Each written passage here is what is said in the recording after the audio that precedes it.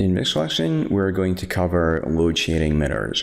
We had an overview of these earlier, which I'll summarize briefly here in the first slide, and then we'll move on to cover them in more detail. Load sharing mirrors are mirror copies of FlexVol volumes which provide redundancy and load balancing. The load balancing is for read traffic only. Write requests always go to the source volume to keep one consistent copy of the data. Load sharing mirrors are always in the same cluster as the source volume. They provide intra-cluster replication, not inter-cluster. So you can see on the picture down at the bottom here, we've got a single cluster, we've got the source volume, which is the single read-write copy, and then I've created a load sharing mirror for that source volume on each node in the cluster. Load sharing mirror volumes are read-only. The source volume is the only read-write copy. The load sharing mirror destination volumes are automatically mounted into the namespace with the same path as the source volume. When you create the load sharing mirror, it's automatically mounted for you. You don't need to do this yourself separately. Read requests will be serviced by the same node which the client connects to if that node has a load sharing mirror. If not, it will be serviced over the cluster interconnect. So typically when we're configuring load sharing mirrors for a volume, we'll create one on every single node. That way, no matter which node the client request comes in on, the read requests will be serviced by that node. All read requests are directed to load sharing mirror volumes, not the source volume. So write requests go to the source volume, read requests always go to a load sharing mirror. You should therefore also include a load sharing mirror copy even on the same node where the source volume resides. Because if you didn't do this, if you only had the source volume there, if a client read request came in, that would have to be serviced over the cluster interconnect.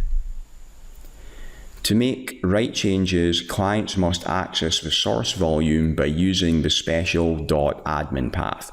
So you give your clients the normal path to access the volume, and when they do that, they're accessing a read-only copy, and we're going to access a mirror on whichever node they actually hit. So load sharing mirrors are read-only by default. You can make changes to them, but to make changes, you have to map a drive or mount the special admin path. So you can see here all of our read-only mirrors. To mount them, in the example, the name of the volume is vol1, so the client maps a drive to the vol1 share. To access the writable copy, they have to map a drive to the special .admin share. So for vol1, it would be /.admin/vol1. Again, you do not need to create this special .admin path. It's created for you when you create the load sharing mirror. Our load sharing mirrors, they're used for read-only data which can have occasional infrequent changes, usually from only a few select people. You give those few select people the information about the .admin path, everybody else connects to the normal path and they get read-only access. For the protocol support, our load sharing mirrors support CIFS and NFS version 3 NAS protocols only. They do not support NFS version 4 or SAN protocol clients. NFS version 4 clients are compatible with load sharing mirror volumes, however, they'll always be directed to the source volume for both reads and writes, rather than load balanced to the mirror copies for their reads. SAN protocols, however, are not compatible, so do not configure load sharing mirrors for volumes that host LUNs. For the redundancy, because load sharing mirrors are automatically mounted into the namespace with the same path as the source volume, they provide redundancy with no administrator intervention required. If the source volume becomes temporarily unavailable, read access to the volume will still be provided through the load sharing mirror volumes without you having to do anything additional. Changes to the data will not be possible, however, until the source volume comes back online, because it's the only writable copy. If the source volume is permanently unavailable, you can promote one of the load sharing mirror volumes to then re-enable write access. So the original source volume, it's unavailable, it's not coming back. So at this time, you can't make any changes. At that point, you promote one of the read-only mirrors to be the new writable source copy. And to do that, we use the SnapMirror promote command. This performs a failover from the original source volume to one of our destination read-only mirror volumes. It's specific to load sharing mirrors. Our data protection mirrors in SnapVault do not use this command. It changes the destination volume to the new source volume, so the new source volume will assume the identity and SnapMirror relationships of the original source volume. So after you do this, the load sharing mirror replication will carry on as before, just with a new source volume. You don't need to recreate the replication configuration again. Client write accesses will be redirected from the original source volume to the promoted destination volume, and the original source volume is destroyed when you do this. So if it's still there, if it's physically still in the cluster when you do this, it's actually going to be destroyed, the volume, when you do the SnapMirror promote command. Okay, let's talk about our load sharing mirror use cases. Load sharing mirrors are useful for frequently read but infrequently updated data, such as shared binary files or static websites. They use asynchronous replication, so they're not suitable for data that is frequently changed.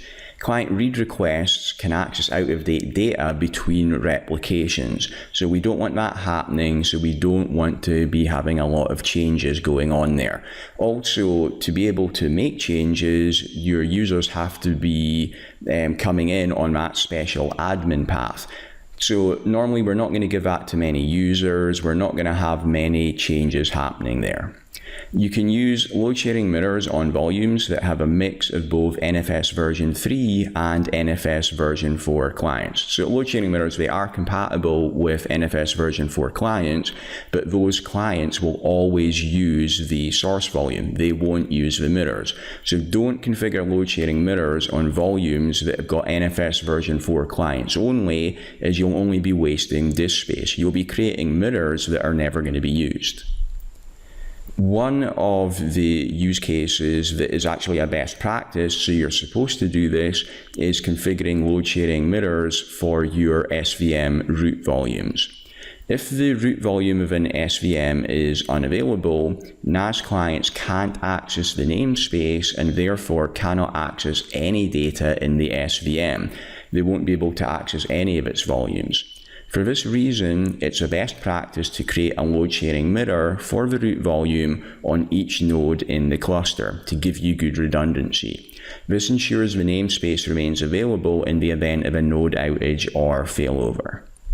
You should not store user data in the root volume of an SVM. We're going to have load sharing mirrors configured there, which are for read-only data. So we don't want any changes happening in the root volume. We don't want any data in there at all. It should only be used for junction paths, not for any user data. Store your user data in your normal volumes, which are mounted underneath the SVM root volume. SAN client connections, that's Fiber Channel, FCOE or iSCSI, do not depend on the SVM root volume, so it's not a problem that they're not compatible with load sharing volumes. And a 1-hour replication schedule is recommended for your SVM root volumes. Finally, let's take a look at our load sharing mirror configuration. The first thing that we have to do is create our destination mirror volumes. We do this with a standard volume create command. So in the example here, I've got volume create. It's for vServer department A. The name of the volume I'm creating is department A _ root _ ls1. So I'm going to be doing mirrors for my root volumes of an SVM. The SVM is department A in this example. I've put it in aggregate 1. I've said size is 20 megabytes. Make the size of the destination volumes the same size as the source volume. And then I need to put in an extra parameter, which is type DP, which says that this volume is going to be used as a mirror destination. It also makes it a read-only volume. Notice when I did the volume create command that the type is DP, even though it's an LS mirror. So when we create the volume, we always say type DP for load sharing mirrors, data protection mirrors, and for SnapVault mirrors as well. Next, I use the snap mirror create command to configure the replication. And I put in the destination path. The format of this is the SVM name, and then a colon, and then the volume name. So the example here, destination path is department A, department A _ root _ ls1, the destination volume that I just created. And the source path is department A, department A root, the root volume for department A.